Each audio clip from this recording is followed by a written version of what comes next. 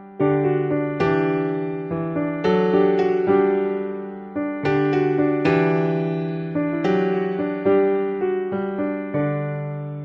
judíos hasta el día de hoy, el judío de este día, tiene una revelación parcial de quién es Jesucristo, de qué es el reino de Dios y de los tiempos futuros. ¿Por qué? Porque Dios, cuando reveló cosas en el Antiguo Testamento, profetizó cosas, usó a los profetas y hacía, por ejemplo, un modelo de sacrificios, un sistema de sacrificios. Todo apuntaba para lo que vendría en el futuro. Todo era Cristo, todo apuntaba a Cristo. El pan de la propiciación, el traer un macho o una oveja, el traer un palomino, el traer un toro, el traer la oveja perfecta, el poner las manos sobre la oveja sin tener culpa, transferir los pecados del pueblo a la oveja, sacrificarla por los pecados del pueblo. Todo tenía un significado. Entonces Israel, en realidad, toda la nación, ellos en obediencia practicaban aquello, pero no entendían a cabalidad cuál era lo que simbolizaba todo esto. Ahora aquí, cuando Cristo vino, reveló muchas cosas, así como así como la serpiente fue levantada en el desierto, así será levantado el Hijo del Hombre. Es decir, que lo que hizo Moisés en el desierto, levantar una serpiente y ponerla en una vara, levantarla así, todo aquel que volteara a ver a la serpiente sanaba, era un simbolismo de que el Hijo de Dios, convirtiéndose en pecado, porque la serpiente viene tomando también, de cierto modo, un simbolismo de pecado, de maldad. El Hijo de Dios, y también llamado el Hijo del Hombre, se hizo pecado y fue levantado en alto. Para todo aquel que da una mirada de fe a Él, ahí recibe la sanidad para su alma, la salvación para su alma. Entonces, todo el Antiguo Testamento es o era un simbolismo de lo que debería ocurrir en la vida de Cristo. Todo es Cristo y para Cristo en el Antiguo Testamento. Cristo viene y le revela muchas cosas a los fariseos que sabían mucha letra, pero no interpretaban todo. ¿Por qué? Porque, hermanos, Dios hace las cosas a su modo y siempre lo hace en su tiempo. Dios habría de revelar todo eso en su tiempo, a su debido tiempo. Aún en el momento que Cristo caminó, había muchas cosas, muchos misterios que todavía estaban escondidos todavía.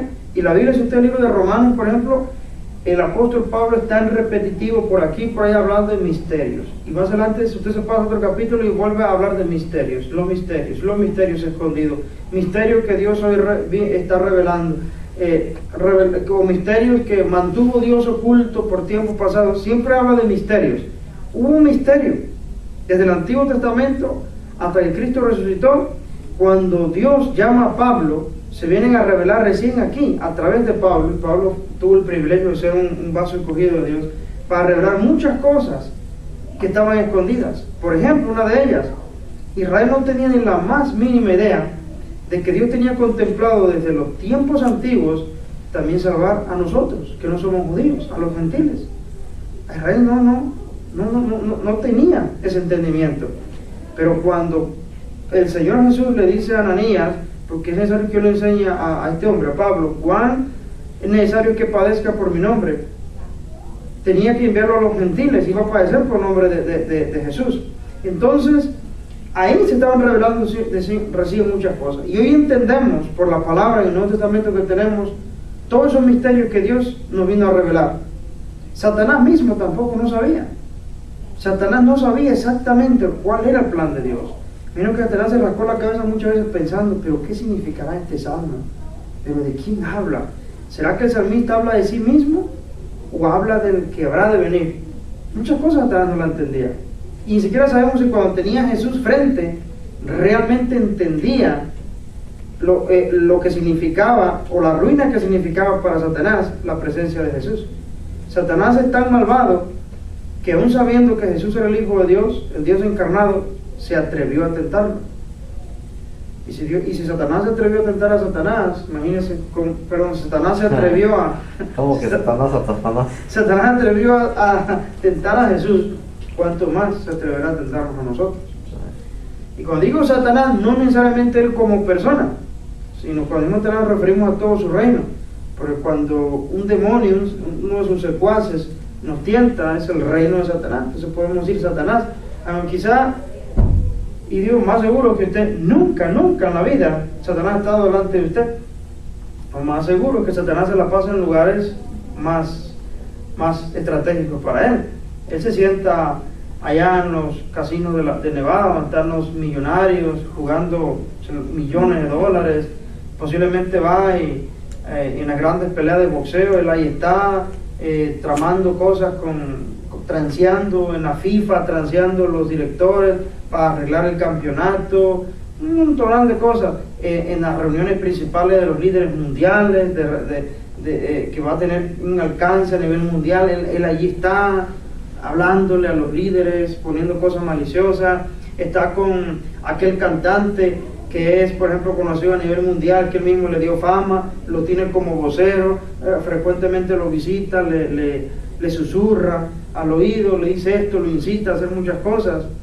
Y sí, cuando ve a un cristiano que está impactando en las tinieblas, cuando ve a un cristiano que está predicando la palabra, que hay una obra que está levantando, que se está edificando, se toma el tiempo Satanás de ir allá, personalmente imagino, y hacerle la vida cansada, a ver cómo puede a un verdadero siervo.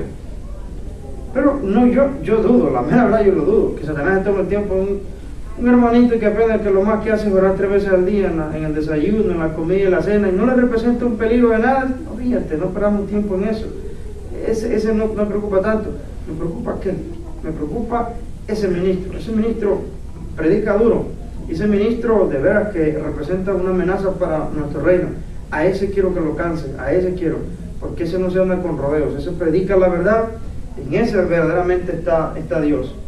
Pero sí, también hay, yo creo que suficientes demonios también para venir a hacer daños en obras menores, donde no son los cristianos, no somos los cristianos tan reconocidos, ni somos quizá los grandes líderes espirituales, no tenemos un nivel espiritual muy grande, pero le interesamos también al reino de las tinieblas para estorbarnos y dañar la obra y meter herejías, y ellos se mueven, no sé cómo, en el reino de las tinieblas hay muchos que se aventuran a hablar con detalle cómo le hacen y esto, lo que sea. En realidad uno lo único que puede hacer es especular, uno no sabe, pero hay gente que habla con una certeza como si hubiera estado ahí presente en la reunión de los demonios. Entonces, siempre ten cuidado cuando hablamos de ese asunto. Pero bueno, me desvié demasiado del tema, pero el papá o el padre de Pablo se preocupó en que estuviera la ley judía. Conocía mucho Pablo, pero no tenía toda la revelación. Cuando Pablo vino a entender, cuando el Señor lo alcanzó y le reveló la verdad del Evangelio, le enseñó su gloria y lo usó para su gloria. Ahora, ¿quién fue el maestro de Pablo? Vamos ahí a Hechos 22:3, ya nos va a decir quién fue el maestro que instruyó a Pablo en la ley judía. ¿Quién instruyó a Pablo? 22:3. Yo de cierto soy judío, nacido en Tarso, de Cilicia, pero criado en esta ciudad, instruido a los pies de Gamaliel. Gamaliel era el maestro que instruyó, era el rabí que instruyó a Pablo. Si Pablo sabía mucho de escritura, hermano, ¿cuánto más no sabía el maestro, el rabí, Gamaliel? ¿Y cuánto más sabía como Gamaliel? Hombres, hermanos, que yo no sé cuántas horas esos hombres estudiaban las escrituras, se dedicaban a examinar y a recitar, y a recitar, y a recitar. ¿Cuántos versículos, por ejemplo, se sabía Pablo de la palabra? ¿Cuántos salmos de memoria se sabía Pablo? ¿Será que Pablo sabía el Salmo 1 de memoria? Yo creo que sí, muy bien. Salmo 23, el Salmo 119, que es el más largo. ¿Cuánto de salmos tendría en su memoria Pablo? No sabemos, pero eran hombres, hermanos, que estudiaban la palabra. Incluso personas que podríamos pensar que no podrían tener tanto conocimiento de la palabra, vemos revelado en la Biblia que no estaban tan ignorantes como nos da la apariencia. Uno dice, no, pues Pablo sabía mucho, pero María que era una muchachita que algunos creen que María pudo haber tenido 15 años en el tiempo que la visitó el Espíritu Santo, era una virgen. Cuando María ella fue llena del Espíritu Santo y profetizó, ella habló de versículos del Antiguo Testamento, recitó un gran trozo del Antiguo Testamento. Había en ella conocimiento de la palabra. Y uno dice, ¿cómo esta mujer sabía? O sea, era una judía, hermano, y el judío eran personas disciplinadas. No eran tan disciplinados como nosotros, que nosotros, la mayor parte de nosotros no nos gusta ese asunto de estar leyendo la palabra. Y más cuando alguien viene y dice, no, cuidadito porque la letra mata. Mejor busca las cosas del Espíritu porque se edifica. Entonces dedícate a buscar señal de Dios aquí y allá, algo más espiritual, y que Dios te revela a través de ahí, pero no te metas mucho con letras porque las letras te vuelven loco. La letra te mata. Yo tuve la oportunidad durante esta semana de platicar con un pastor que hacía muchos años que no veía. Me llamó mucho la atención porque él decía, bueno, dice, yo la verdad me cuidé, hice un lado tanto de doctrina y teología, y un punto que llegué es que ya dije, me dediqué más a buscar, mira, lo del Espíritu, darle libertad al Espíritu. Porque eso meterse mucho con la palabra y doctrina, teología, no. Entonces yo dije, bueno, no, hermano, yo creo que tenemos que buscar siempre el equilibrio, tener mucho cuidado. No podemos, por ejemplo, no podemos pretender tener tanta teología y solo teología sin tener una vida espiritual, buscar las cosas del Espíritu. Pero ¿cómo podemos pretender tener una vida espiritual saludable sin tener el complemento de la palabra de Dios? Ambas cosas van juntas, son intrínsecas, no las puedes separar, es imposible separarlas. Hacemos un daño, hay que buscar el equilibrio, ambas cosas son necesarias. Entonces reaccionó a una cosa y dijo, sí es cierto, la verdad que sí, o sea, no había razón por qué decir, no, sí es cierto, eso es así. Pero él por años ha llevado un ministerio así, donde lo que es Biblia se ha prácticamente cerrado, es decir, sí, a veces es necesario recurrir a ella, ¿no? Pero mejor interpretar, buscar cosas aquí, señales, interpretaciones, movimientos, revelaciones más personales, a ver cómo sientes que te guía el Espíritu, y no meterse en un asunto de doctrina. Y no, hermano, es peligroso hacer eso. Entonces yo le decía al pastor, ¿cómo entonces podemos identificar si una iglesia sigue siendo iglesia o ya se convirtió en secta? ¿Cuál es el parámetro a usar entonces? Si la Biblia la tenemos cerrada y ya no leemos la palabra, ¿cómo podemos saber? No nos estamos dirigiendo a una secta. Nadie se ha dado cuenta. La gente ha olvidado el estudio de la palabra de Dios. Entonces, cuando una persona dice, no, es que la letra mata, es una muy mala interpretación. No se refiere a que leer la palabra de Dios te va a matar. Ahí la letra significa la ley escrita, que dice Moisés que esa ley escrita, la ley mosaica, solamente dice lo que tienen que hacer, pero no te da los medios para hacerlos. Y por esa razón te muestra tu pecado y tú mueres. Te muestra que eres un pecador, pero no te da la vida para salvarte. Pero la vida en Cristo, se derramó la gracia, y esa vida del Espíritu en Cristo nos vivifica. Entonces la ley te mata, pero en Cristo nos vivifica. Se mostró la gracia y el perdón de Dios. Entonces esa ley mosaica, que es el ministerio de muerte, dice Pablo, ahí dice la palabra, la letra mata, es decir, ese ministerio de muerte. Pero no es que si usted lee la palabra, hermano, ¿cómo lo va a matar? ¿Cómo? Eso no tiene sentido, que leer la palabra nos mata. ¿Y cuántos han sabido una malía de la palabra? Muchos. Muchas otras personas en el Nuevo Testamento vemos que estudiaban la palabra. Ahora, Pablo, pensando él que era un hombre que estaba en lo correcto, en lo que creía, que fuera del judaísmo, no podía existir nada más, que el judaísmo tenía la absoluta verdad y que ese Mesías que se mencionaba era un falso. Él odiaba a los cristianos, y ya cuántos aquí hemos estudiado anteriormente el daño que Pablo le causó a la iglesia.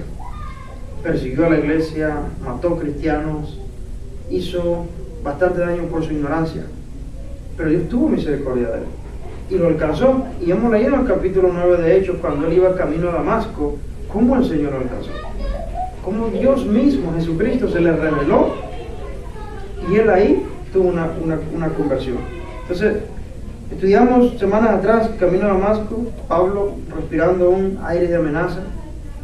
Había pedido cartas a los dirigentes, a los gobernantes, para ir a Damasco, buscar cristianos, porque él apasionadamente creía que estaba haciendo un bien a Dios, creyendo que estaba ofreciendo un culto, un sacrificio a Dios, matar a los cristianos, pero no sabía, hermano, no tenía la revelación hasta ese punto que el mismo Dios al que él pretendía servir era el mismo Dios que estaba siguiendo, porque Jesús es el Dios revelado en el Antiguo Testamento. Ese Jehová es el Dios que habló cara a cara con Moisés. Entonces, pero él, al estar cegado en la religión, sin conocer a Dios, él creía que servía a Dios. Y ahí fue cuando Cristo mismo le dice: durar cosas es dar coces contra el aguijón. Y vimos la semana pasada que eso de dar coces contra el aguijón es como esa res, esa vaca o un animal que tiene una patada con violencia hacia atrás. Y una cos es un palo puntiagudo en el cual alguien tiene la habilidad de herir. Entonces, que un animal tire una cos hacia atrás y pegue con un aguijón atrás, un palo puntudo, pues es un tremendo daño. O sea, nunca lo vences. O sea, intentas tú hacer daño y topas con algo que te hiera a ti. Entonces, dar cosas contra el aguijón, se usaba ese dicho para describir a aquella persona o a algo que intentaba de una forma inútil vencer algo que jamás podría. Entonces, cuando la gente te veía haciendo algo que es inútil, es como si a usted le vendaran los ojos y vete caminando aquí los ojos vendados hasta no sé dónde, a tal calle. Imposible que llegue con los ojos vendados. Es una imposibilidad. Entonces, con cosas que eran una imposibilidad clara, llegó a usar ese dicho de dar cosas contra el aguijón. O tú intentas, por ejemplo, derribar a alguien que es mayor que tú. No, yo le puedo. No, yo me pongo los guantes con Mike Tyson. Yo sé que le puedo, me lo tumbo a Mike Tyson. ¿Cómo vas a tumbar a Mike Tyson? Mike Tyson te pone un solo golpe y te desploma. No, yo puedo. Así desnutrido y todo. Entonces, dura cosa te dar cosas contra el aguijón. O sea, intentas alocadamente, inútilmente, y algo que no puedes. Pablo intentaba inútilmente vencer a los cristianos, pero se multiplicaban y más se multiplicaban, y veía que morían por su fe y morían contentos. Y le resultaba a Pablo dando cosas contra el aguijón, y ahí se lo dijo el propio Señor Jesucristo. Ahora, Pedro se convirtió camino a Damasco en el capítulo 9 de Hechos, e inmediatamente, hermano, Pablo empezó a predicar el Evangelio. Capítulo 9 de Hechos, versículo 20, leamos. Después de su conversión, ella no tenía duda de quién era Cristo. Así que lo menos que podía hacer Pablo era empezar a predicar a este Dios que se le había revelado. Hermano, ¿qué tienes ahí? Capítulo 9, versículo 20. Enseguida predicaba a Cristo en las sinagogas, diciendo que este era el Hijo de Dios. Que este era el Hijo de Dios. Ahora, Pablo obviamente gradualmente fue recibiendo revelación de Dios. Ahí él predicaba que este era el Hijo de Dios. Hermano, Pablo estaba a punto, en su experiencia aquí de vivir con Cristo, a recibir revelación del Evangelio. Cosas que todavía hasta ahí estaban escondidas, pero que Cristo, Dios Cristo, las iba a revelar a través de este hombre, a través del ministerio de Pablo, a los gentiles. Y no sabía Pablo todavía lo que Dios estaba a punto de hacer en él. Pero hasta ese punto una cosa sí sabía Pablo, y es la parte, hermano, que va la verdad por encima de todo, que Jesucristo es el Hijo de Dios. Él no predicaba otra cosa, o quizá hablaba otras cosas más, pero su tema principal, sin duda, la propia palabra lo dice, que predicaba diciendo: este es el Hijo de Dios. Y cuando él llegaba con un judío y los buscaba, iba a la sinagoga, su mensaje era el mismo: Cristo, al que yo perseguía, al que ustedes persiguen, es el Hijo de Dios. Este es el Hijo de Dios, este es el que ustedes esperaban, este es el Mesías prometido, este es el Redentor de Israel. Esa verdad, hermano, créame esto, hermano, créalo para el resto de su vida, esa verdad está por encima de cualquier verdad.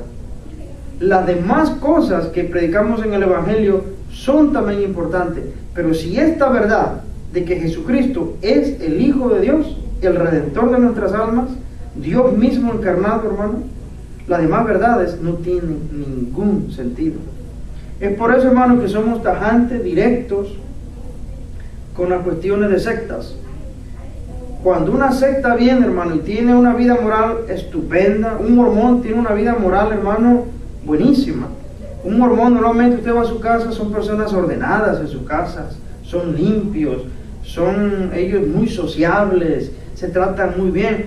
O sea, si alguien hiciera un estudio minucioso, posiblemente podrían concluir que un mormón socializa y armoniza entre sus propios hermanos mejor que una comunidad evangélica. Podría ser que un testigo de Jehová, posiblemente, en muchas cosas, hasta nos pudieran superar. Es posible, hermano. Pero hay una cosa que es la verdad principal, la cual es ellos nunca les ha sido revelada, de que Jesucristo es el Hijo de Dios, el Dios verdadero. Entonces ellos pueden hablar de muchos temas, podrían hablar de buenas obras. Por ejemplo, pues yo creo que, por ejemplo, una monja católica realiza más actos de caridad que lo que usted y yo hacemos. Se dedican exclusivamente a eso y dedican su vida a eso solamente, no tienen un trabajo secular, a solo hacer obras de caridad. ¿Ok? Y la verdad, ¿en qué descansa esa obra de caridad que tú haces? ¿De dónde se desprende? ¿De cuál es el tronco? De que quién es Cristo para ti, y si ese Cristo está en ti y vive en ti ese Cristo. Entonces, si esta verdad de que Jesucristo es el Hijo de Dios no es la verdad número uno en cualquier círculo cristiano, las demás verdades y las demás cosas que practiques vienen siendo vanas. ¿Por qué? Porque si alguien le puede parecer cruel esto, no, ¿cómo va a decir usted, hermano, que Cristo va a tener el corazón de mandar a esa pobre monjita al infierno, una mujer que dedicó toda su vida a la obra de la caridad? ¿Qué Dios tan cruel es ese? Yo no creo en ese Dios. Ahí nos encontramos en el problema, que la gente es moralista, creyendo que la moral que nosotros podemos hacer supera el sacrificio de Cristo en la cruz, y que la muerte de Cristo podría ser un complemento o para algunas personas innecesario, porque su moralidad es muy buena. Ellos pueden alcanzar también salvación a través de su vida moral. Bueno, ahí en México había una señora donde trabajaba mi mamá, y ella decía que ella, por las obras que había hecho y porque ayudaba a la gente, ella tenía su lugarcito en el cielo. O sea, cuando se muriera, ahí con Dios. Mucha gente lo cree.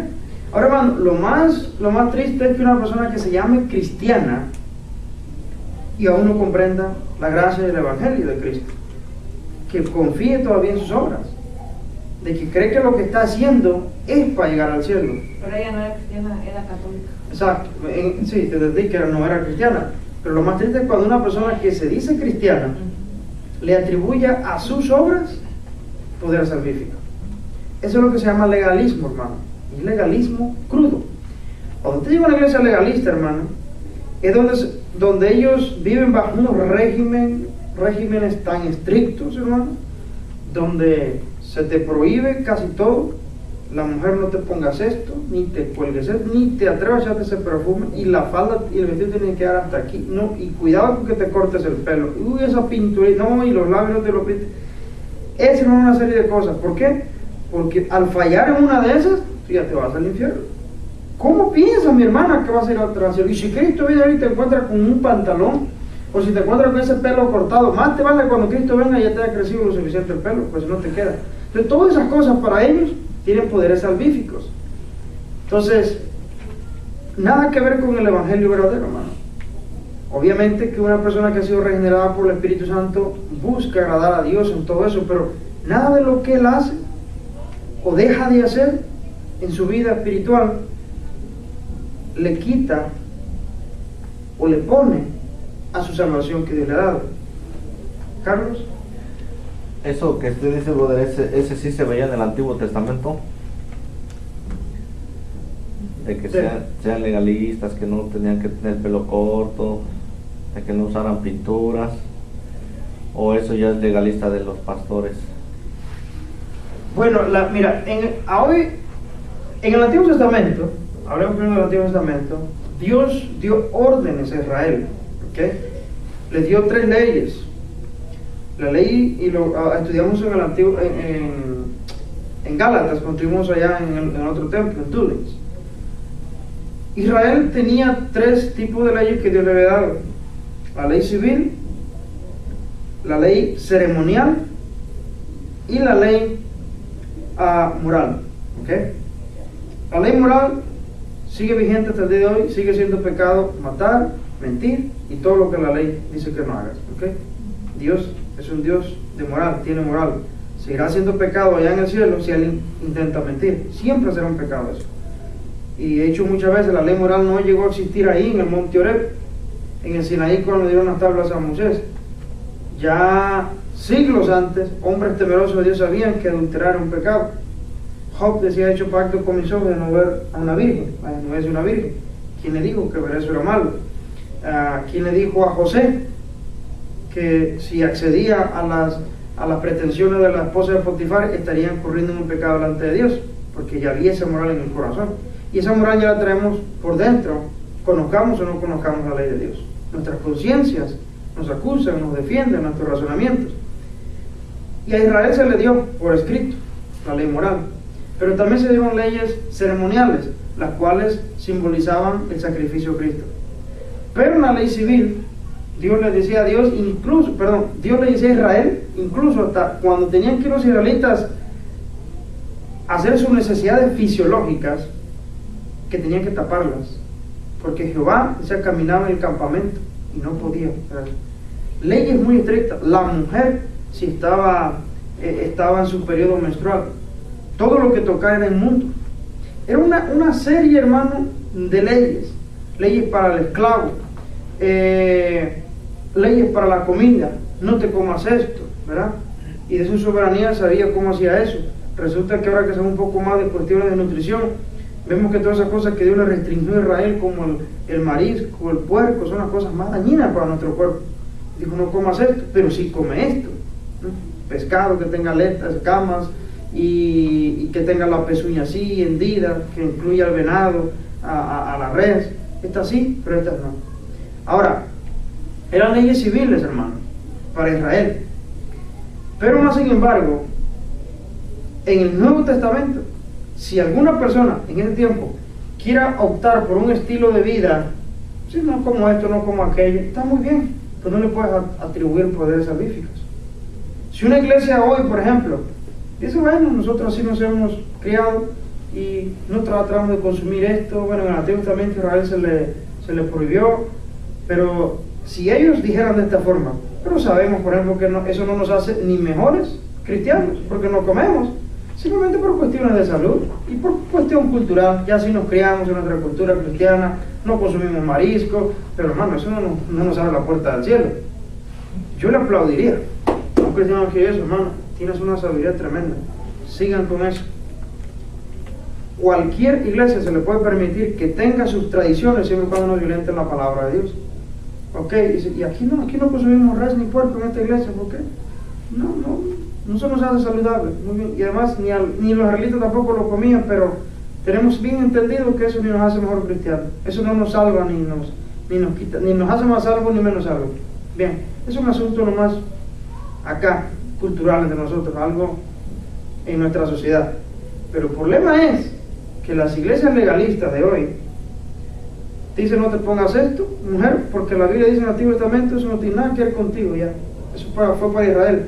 Entonces, si tratan de tomar leyes que Dios le dio, leyes civiles, a Israel en el Antiguo Testamento para que usted las practique ahora en el Nuevo Testamento. Y yendo todavía más lejos, que si no las cumples a cabalidad, fallas en una de esas, no está frita, no puedes alcanzar salvación. Es que yo fui a una iglesia y así estaban todos. Los hombres con su pelo corto, de corbata, bien vestido y todo, y las mujeres con su pelo largo, su velo, sin pintarse, faldas hasta los tobillos, sin nada de oro ni todo eso. Y yo me quedé así. Sí, porque ellos se consideran que son más santos. Ahora, claro que tiene mucho que ver lo externo, pero antes que lo externo está lo interno. Siempre lo más importante es lo que hay por dentro. Porque, por ejemplo, hay personas que no llevan nada de eso por fuera, adornos, la mujer, ni cosas así, pero puede entrar por dentro un corazón muy sucio. Muy sucio. Eso es lo que... Sucio. Ese día fuimos a una fiesta ahí que me invitaron y así se vio, ¿no? Entonces después bajamos abajo donde iba a ser ya iba a ser la comida y todo eso. Y resulta que allá abajo ya salieron de problemas entre ellos mismos porque una mujer no sé qué se enojó y estuvo diciendo tantas cosas y hablaron con ella y luego ya al último ya estaban que orar por ella y que no sé qué tanto relajo estaban haciendo y dijeron. Ese es el problema, hermano, y por eso recalco esto, la importancia del estudio de las Escrituras. Solo las Escrituras, hermano, el conocimiento de la verdad nos puede hacer libres y descansar, hermano. El verdadero evangelio y la sana doctrina te hará siempre descansar de que lo que tú haces, hermano, lo que tú haces, realmente tienes entendido que todo lo que tú haces por Cristo, ni siquiera en el fondo, hermano, eres tú el que lo produce. Porque parecía algo contradictorio. ¿Cómo que no soy yo el que lo produce? No, la Biblia no dice que tú eres el que lo produce. Se nos olvida a veces fácilmente que nosotros tan solo somos instrumentos u objetos, mejor dicho, de la misericordia de Dios. Que Dios nos alcanzó en misericordia, por ninguna otra razón nos alcanzó, tan solo por misericordia. Ninguna otra cosa le movió a Dios a alcanzarnos, más que por su misericordia y para mostrar en nosotros las abundantes riquezas de su gloria. Solo para mostrar cuán glorioso Él es Él y cuán rico es en misericordia, dijo, de este pobre y miserable pecador voy a tener misericordia. Y una vez que lo alcanzó, dice la Biblia en Filipenses capítulo 2, que Él mismo, Dios, produce en nosotros, fíjate, ¿cómo es eso? El querer como el hacer, por su buena voluntad. Produce el querer y también produce el hacer. Entonces, ni ahí nos da Dios espacio para vanagloriarnos, mejor dicho. De que digamos, es que se me ocurrió y formé este ministerio, mira cuánto fruto ha dado y lo logré, y lo hice. No, hermano, quien lo produce en nuestra vida es Dios mismo. Hay muchos cristianos que no les gusta escuchar cosas como este tipo, porque les pega mucho en el ego.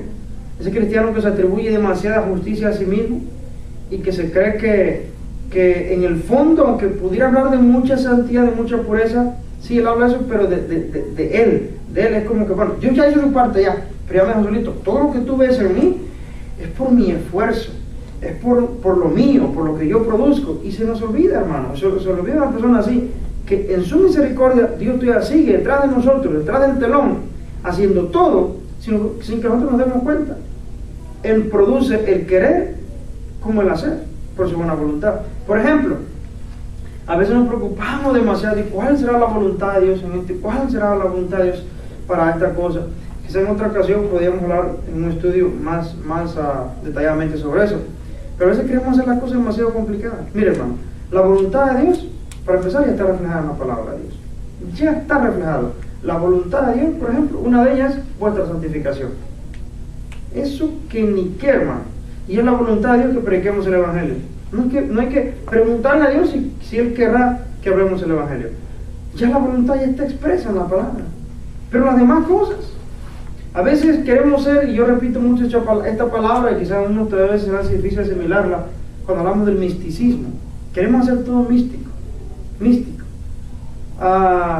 Hay personas que intentan mostrarnos un aspecto demasiado espiritual, donde habla de que, bueno, yo fui a la nevería y yo ahí oraba al Señor, pero ¿cuál escojo? ¿De chocolate o de nieve? ¿Cuál será? Y el Espíritu me dice, de nieve.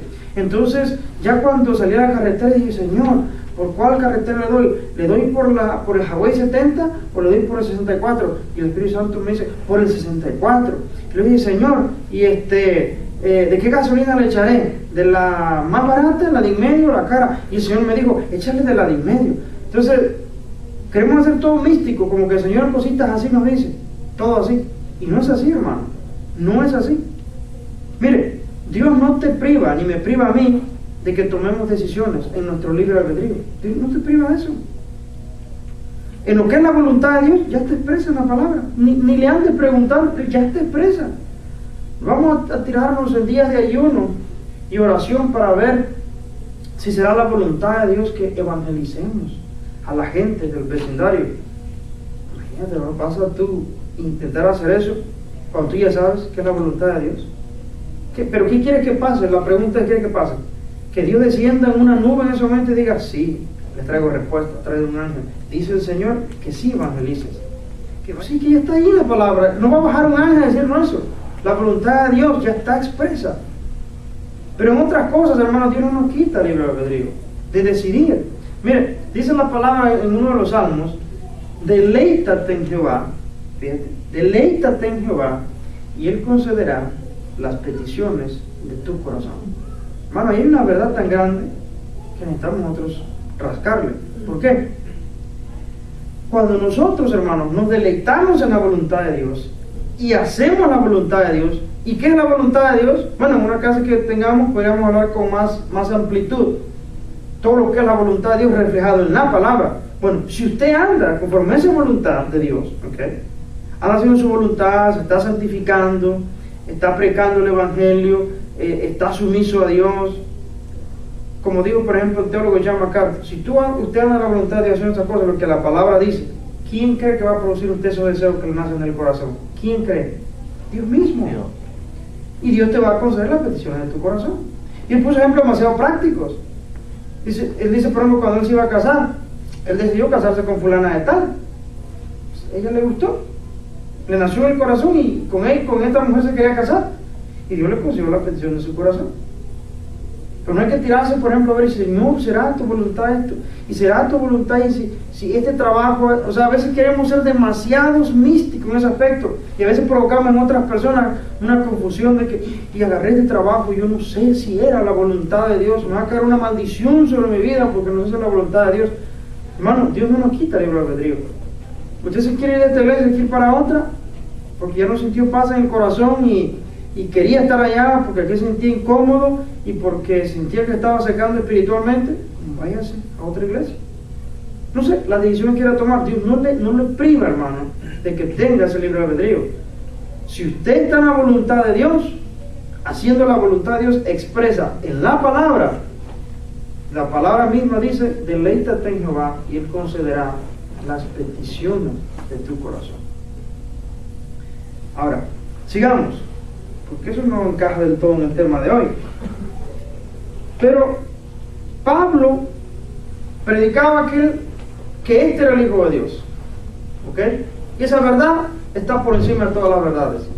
Después de ahí se desprenden todas las verdades. La iglesia, o quien pretenda ser una iglesia que no predique esta verdad de quién es Jesucristo, hermano, esa es la cabeza de todo, esa es la columna de que Cristo es el Hijo de Dios, el Redentor. Y cuando hablamos de Hijo de Dios, ese título, hermano, se refiere a Dios mismo. Porque los judíos cuando le decían, Jesús le dijo: bueno, muchas buenas obras he hecho ustedes, por cuáles de todas me apedrean o me quieren apedrear. Ellos dijeron: no, pues por ninguna buena obra, sino que tú, siendo hombre, te haces igual a Dios.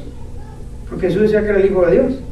O sea, le quedaba clarito a los judíos que cuando Jesús decía Hijo de Dios, se hacía pasar por Dios mismo. Tú, siendo hombre, te haces igual a Dios. Jesús está diciendo: ¿qué otra cosa quiere que te diga? Yo soy Dios. Entonces el título de Hijo de Dios, hermano, es Dios mismo.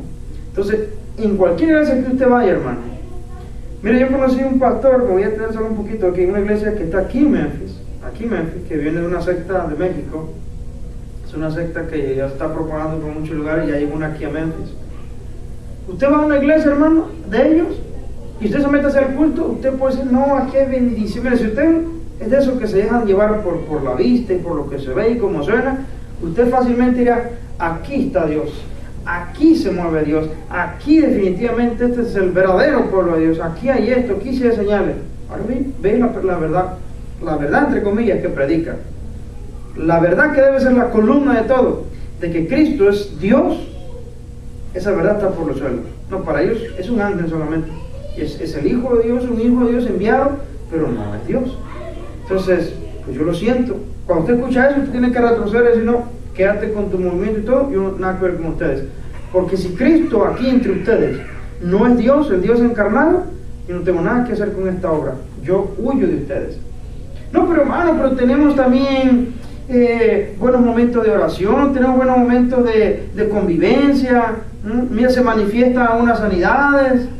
Hermano, yo me retrocedo, quito de aquí, nada que ver. Si aquí Cristo no es Dios, yo no tengo nada que hacer con ustedes.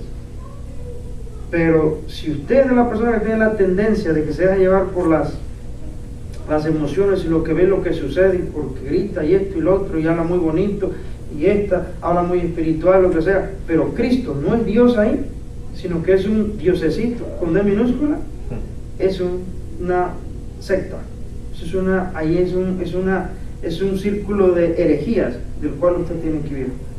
Usted no puede decir, no, hermano, eso no es tan importante, hermano, hay otras cosas muy buenas ahí, que porque digan que Cristo no es Dios, jamás que eso que va a ser tan importante. No, hermano, sí es importante. Si para ellos no tienen la revelación de quién es Jesucristo, eso es una secta, eso no es una iglesia.